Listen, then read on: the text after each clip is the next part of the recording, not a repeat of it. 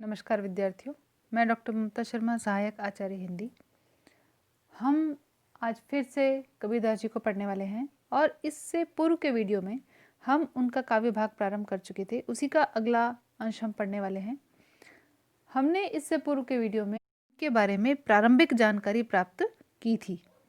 आज के वीडियो में हम उनकी भक्ति भावना और उनकी राम के बारे में जो परिकल्पना है उस बारे में भी चर्चा करेंगे कि उन्होंने जिस राम यानी निर्गुण ब्रह्म की परिकल्पना की है वो तुलसीदास जी के सगुण ब्रह्म दशरथ नंदन राम से किस प्रकार भिन्न है। आप और हम सभी जानते हैं कि वे निर्गुणोपासक भक्त थे और उनकी भक्ति भावना एक उच्च कोटि की साधक की सच्ची साधना थी। हजारी जी उनकी भक्ति के संबंध में लिखते हैं कि कबीर की भक्ति वाणी की वह लता है जो योग क्षेत्र के प्रेम का बीज पड़ने से अंकुरित हुई और जिसका विकास स्वानुभूति का अवलंब पाकर हुआ। तो आज इनकी भक्ति भावना के कुछ आयामों को हम पढ़ने वाले हैं कि इनकी प्रेम मूला भक्ति भी थी, ज्ञान मार्गी भक्ति भी थी, निर्गुण भक्ति किस प्रकार की थी, नारदीय भक्ति से किस प्रकार मिलती जुलती है। इन सभी पक्षों को हम देखेंगे। कबीर की भक्ति पद्धति नारदीय भक्ति से प्रभावित थी क्योंकि खुद कबीर कहते हैं कि भक्ति नारदी मगन शरीरा, यानी श्रीमद् भागवत की जो नवधा भक्ति है उसके अंतर्गत जिन 9 अंगों का वर्णन किया गया है उनके उदाहरण कबीर जी के साहित्य में भी देखने को मिलते हैं। ये 9 रूप बहुत बार परीक्षाओं में पूछे गए हैं, तो आपको आना चाहिए कि नवधा भक्ति के 9 रूपों का नाम क्या क्या है। वे इस प्रकार हैं। पहला है श्रवण, दूसरा कीर्तन, फिर स्मरण, फिर वंदन, अर्चन, पाद सेवन, दास्य, साख्य और आत्मनिवेदन। ये 9 भाग हैं, या आप यूँ भी कह सकते हैं कि ये भक्ति के 9 प्रकार हैं। और हर एक कवि को जिनको हम भक्ति साहित्य में पढ़ते हैं उनके साहित्य में इन 9 रूपों में से ही या तो किसी एक का वर्णन मिलता है या फिर एक से ज़्यादा, यानी इनमें से ही कुछ रूपों का वर्णन उनके काव्य में देखने को मिलता है। अब यदि कबीर के साहित्य की बात करें तो स्मरण, जैसे भक्ति भजन हरि नाम है, दूजा दुख अपार, यहाँ पर वो नाम स्मरण की बात करते हैं। दूसरा है दास्य भाव, जिसमें वो कहते हैं मैं गुलाम मुहि बेच गुसाई, यानी खुद को उनका दास बता रहे हैं। यदि हम माधुरी भक्ति की बात करें यानी कि जो प्रेम मूला भक्ति है, तो प्रेम मूला भक्ति के प्रति कबीर की मान्यता क्या थी, सुनिए। प्रेम भक्ति ऐसी कीजिए मुखी अमृत बरवे चंद, आप ही आप विचारिए तब केता कई आनंद। यानी उनका मानना है कि प्रेम की चरम परिणति जो है वो दाम्पत्य प्रेम में है, जिसकी अभिव्यक्ति कबीर साहित्य में यत्र तत्र मिलती है। जैसा हमने पहले पढ़ा था, दुल्हन गाओ मंगलाचार, हमारे घर आए हूँ राजा राम भरतार, या हरि मेरा जीव है मैं हरि की बहुरिया, यानी खुद को दाम्पत्य प्रेम में डालते हुए से प्रतीत होते हैं। अब यदि हम ज्ञान मार्गी यानी निर्गुण भक्ति की बात करें तो ये तो जगत प्रसिद्ध है ही कि वे ज्ञान मार्गी भक्त थे, और इस प्रकार के भक्त होने के कारण ही कबीर ने परंपरागत रूढ़ियों, बाह्य आडंबरों, अंधविश्वासों जैसे कि हिंदुओं की मूर्ति पूजा, अवतार, छापा तिलक, तीर्थाटन, श्राद्ध, एकादशी, और मुस्लिम धर्म के देखें तो हज, रोज़ा, नमाज, सुन्नत इत्यादि सभी का प्रबल और कठोर शब्दों में विरोध किया है। इसके साथ ही सत्संगति, इंद्रिय निग्रह, नाम स्मरण, माया, तृष्णा, काम, क्रोध, मोह इत्यादि इन सभी से उठकर भगवत भक्ति को अपनाने का पुरजोर तरीके से समर्थन किया है। तो हम निष्कर्षतः कह सकते हैं कि कबीरदास जी की जो भक्ति है उसके कई रूप हैं। तो एक उनका नारदीय भक्ति स्वरूप भी है, एक उनका ज्ञान मार्गी रूप भी है, और एक उनका प्रेम मूला भक्ति का रूप भी दिखाई देता है। अब बात करते हैं कि कबीर के राम निर्गुण ब्रह्म हैं जो कि तुलसी के दशरथ नंदन राम से किस प्रकार भिन्न है। कबीर की राम भावना ब्रह्म भावना है, यानी कि कबीर के राम से अभिप्राय है दशरथ सुत तिहु लोक बखाना, राम नाम का मरम है आना, यानी राम के नाम को ज़्यादा प्रबल बताते हैं। यहाँ राम एक व्यक्ति विशेष के रूप में नहीं पूजे जाते बल्कि राम भावना यानी ब्रह्म भावना है उनकी, और वो एक निर्गुण ब्रह्म है। साथ ही वे निर्गुण सगुण दोनों का समर्थन भी करते हैं, जबकि तुलसीदास जी है जो राम के सिर्फ और सिर्फ सगुण रूप को ही मानते हैं। जहाँ तक तुलसीदास जी की हम बात करते हैं तो उनके राम के 2 रूप हैं, मानव रूप और ब्रह्म रूप, और दोनों ही सगुण हैं। उनके जो मानव रूप राम है वो दशरथ सुत है, अजर बिहारी हैं, दूसरा रूप जो ब्रह्म का है, जिसकी उपासना जप इत्यादि उमा सहित शिवजी भी करते हैं। इन पंक्तियों में पता चलता है मंगल भवन अमंगल हारी उमा सहित जही जपत मुरारी। यहाँ पर उस राम यानी परम ब्रह्म की जो पूजा है, आराधना है, वो स्वयं शिव भी करते हुए दिखाई देते हैं।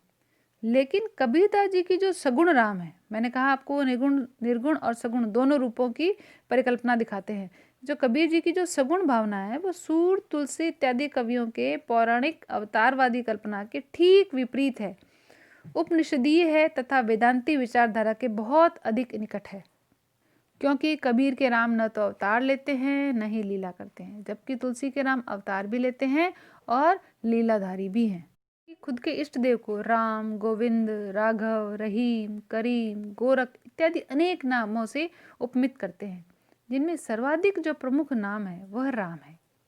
उनके राम दशरथ नंदन नहीं बल्कि कबीर के राम से अभिप्राय है वह निर्गुण राम, जिसके बारे में उन्होंने कहा है निर्गुण राम जपौ रे भाई अविगत की गति लखी न जाए। यानी कि वे अव्यक्त ब्रह्म है, अनिर्वचनीय है, जिसका वचनों के माध्यम से जिसका वर्णन नहीं किया जा सकता, अखंड है, त्रिगुणातीत है, अलख है, अगम्य है, अगोचर है, द्वैता द्वैत विलक्षण है, यानी वो द्वैत भी है और अद्वैत भी है, भावा भाव विनिर्मुक्त है, यानी भाव और भावों से विनिर्मुक्त है, प्रेम पारावर है और साथ ही अनुभवैक गम्य है, अर्थात अनुभव के माध्यम से ही जाने जा सकते हैं। जिस प्रकार इसीलिए कबीर ने उनको कहा है कि गूंगे के गुड़ के समान है राम का नाम, यानी उसको महसूस तो किया जा सकता है लेकिन उसकी व्याख्या नहीं की जा सकती।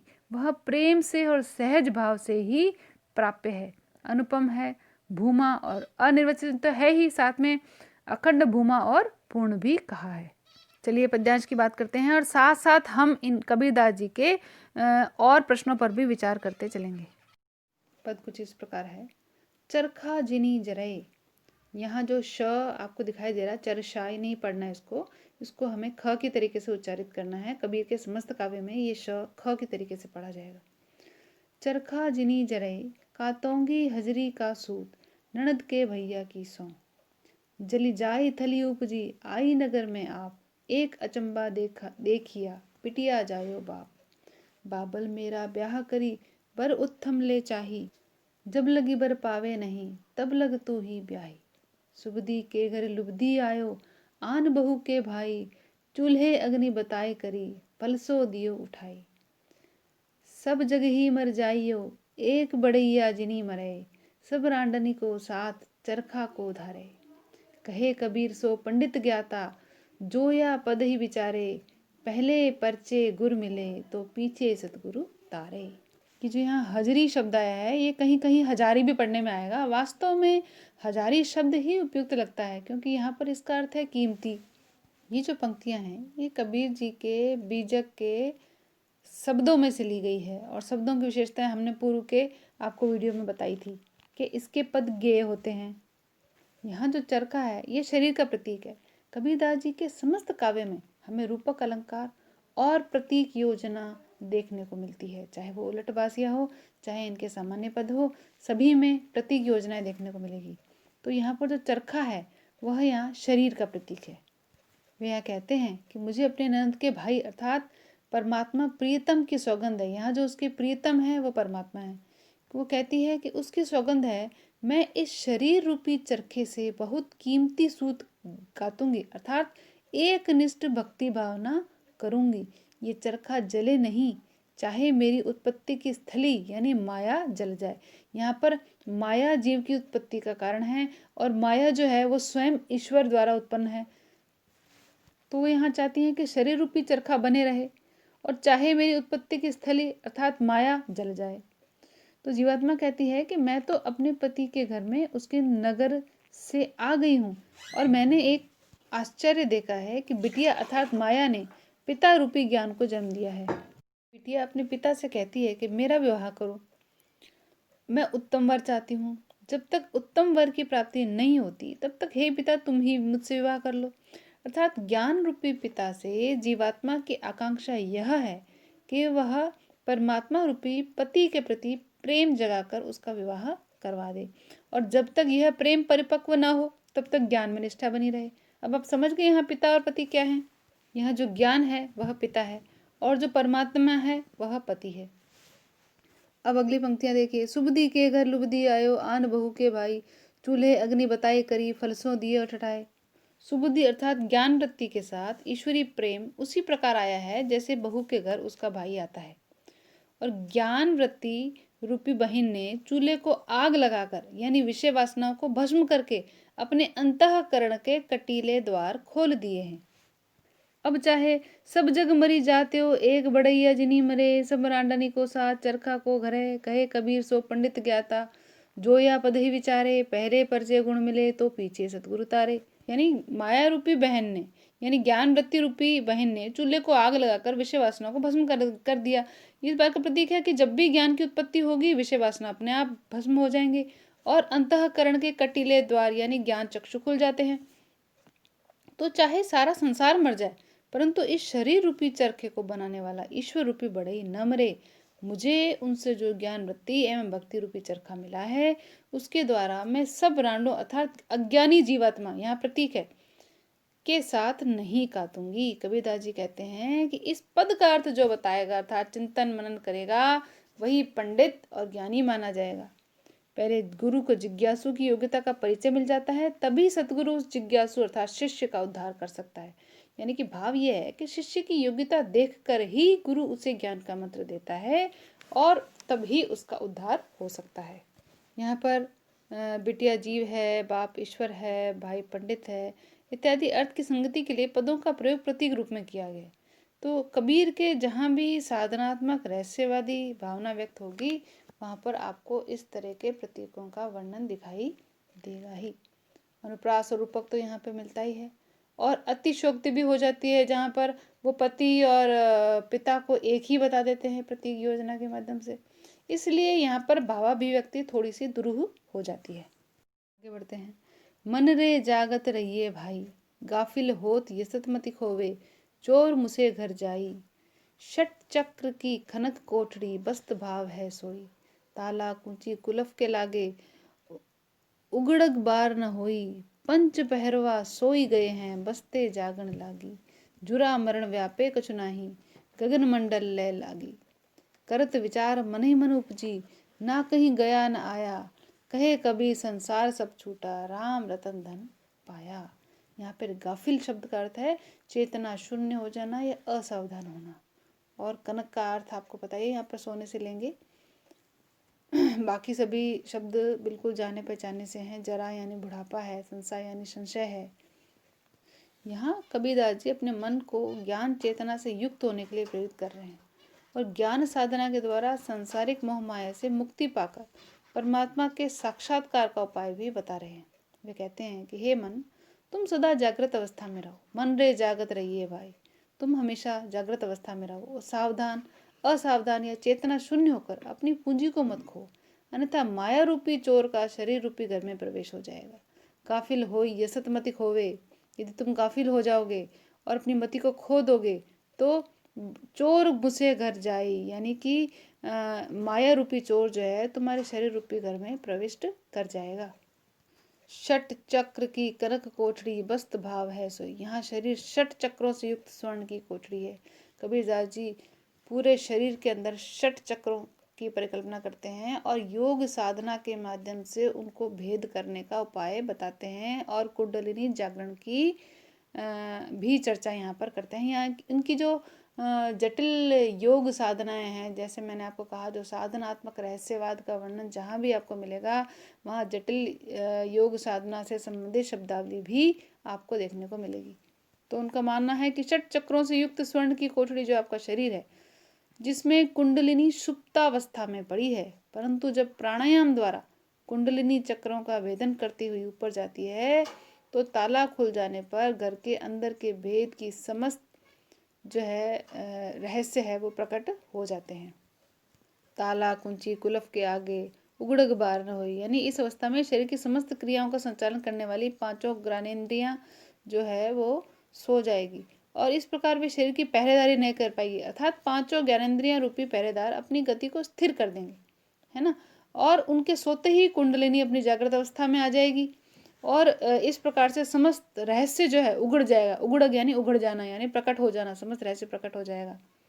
पंच पहरवा सोए गए, यानी पांचों जो ज्ञानेंद्रियां हैं वो सोने पर बसते जागने लगी। वो सोते ही यानी कि उनके स्थिर होते ही कुंडलिनी जागृत अवस्था में पा जाएगी और शून्य की ओर अग्रसर होने लगेगी। जुरा मरण व्यापे कछु नाही, गगन मंडली ले लागी, करत विचार मन ही मन उपजी, ना कहीं गया न आया, कहे कबीर संसार सब छूटा, राम रतन धन पाया। जैसे ही वो शून्य की ओर अग्रसर होती है, ब्रह्म रंध्र में पहुंच जाती है और वहां पहुंचने पर उसको जरा मरण यानी जन्म और मरण का भय नहीं रहता है। नहीं, वैसे यहाँ जरा शब्द से मतलब बुढ़ापा है, तो इस चीज का भय नहीं रहता। मन में ऐसे विचार आते ही उस परम तत्व का ज्ञानोदय हो जाता है। इस तरह की सिद्धि से ज्ञानात्मा ब्रह्म का साक्षात्कार कर सकती है, यानी मन की वृत्तियों को अंतर्मुखी कर देने से ही ब्रह्म की प्राप्ति होगी। इसके लिए उसे कहीं इधर उधर भटकने की आवश्यकता नहीं है। जो यहाँ वहाँ गया हुआ है मन, उसको नियंत्रित करने यानी केंद्रित करने की आवश्यकता है। कबीरदास जी कहते हैं, इस प्रकार राम रूपी अमूल्य धन को प्राप्त करके मैं सांसारिक संशय से मुक्त हो गया हूँ। तो यहाँ पर योग साधना के द्वारा साधक कुंडलिनी को जागृत कर अपने भीतर ही परमात्मा का साक्षात्कार कर सकता है। इसके लिए आंतरिक चेतना को जागृत करना आवश्यक माना गया। और ये कब संभव है? जब व्यक्ति का हृदय बाहरी मोह माया से मुक्त होकर अंतर्मुखी प्रवृत्ति वाला हो जाता है। यानी इस प्रकार कबीर जी आत्मा में ही परमात्मा के साक्षात्कार का सुंदर उपाय बताते हैं। यहाँ पर भी उनके रहस्यवादी भक्ति भावना के दर्शन होते हैं। अनुप्रास और रूपक अलंकार, मैंने आपको कहा पहले भी, कबीर के समस्त काव्य में जहाँ भी प्रतीक योजना मिलेगी आपको रूपक अलंकार का सुंदर वर्णन देखने को मिलेगा। माया को चोर कहते हैं। 5 ज्ञानेंद्रियां पहरेदार बताई है। उस दशा में माया के 5 रूप यानी काम, क्रोध, मद, लोभ और मोह, ये 5 चोर माने गए। इस प्रकार अप्रस्तुत विधान के द्वारा कबीर ने प्रस्तुत अर्थ की यहाँ पर सुंदर अभिव्यक्ति की है। आज के वीडियो में इतना ही। शेष हम अगले वीडियो में बात करेंगे और साथ ही कबीर के काव्य की अन्य विशेषताओं की भी चर्चा करेंगे। धन्यवाद।